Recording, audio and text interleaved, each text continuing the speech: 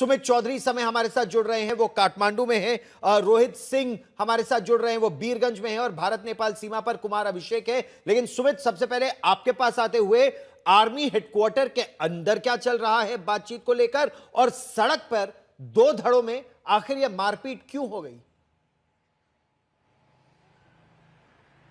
बिल्कुल गौरव, जो तस्वीरें आप दिखा रहे हैं, जब ये तस्वीरें वहां रिकॉर्ड की गई, मैं वहां मौजूद था। और मैं आपको ये भी बता दूं कि हमको भी आर्मी की तरफ से कहा गया कि देखिए, सिचुएशन लगातार बदल रही है, क्योंकि अभी भी आप मानिए कि 24-48 घंटे हो चुके हैं जिस तरीके से हमने वो प्रदर्शन देखा, हमने देखा कि कैसे वो वॉयलेंस हुआ। लेकिन स्थिति अभी भी कभी भी टर्न अराउंड हो सकती है।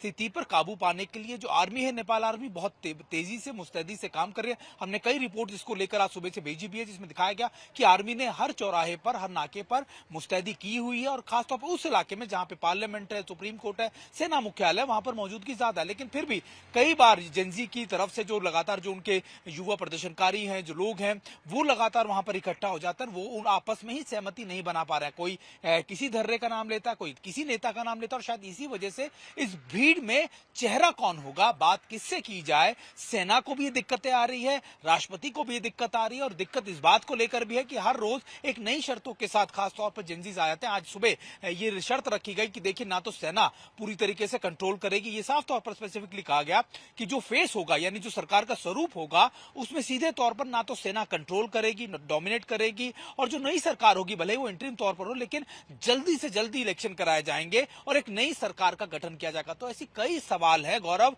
जो इस समय अब भी खड़े हैं। भले ही शांति है, पिछले 24 घंटों में चीजें लगातार आर्मी कंट्रोल कर चुकी है, लेकिन अभी अस्थिरता बहुत ज्यादा है। कभी भी सिचुएशन बदल रही है। और ये इसलिए भी क्योंकि आक्रोश बहुत है युवाओं में गुस्सा बहुत है। और शायद वहां पर नेपाल के युवाओं का गुस्सा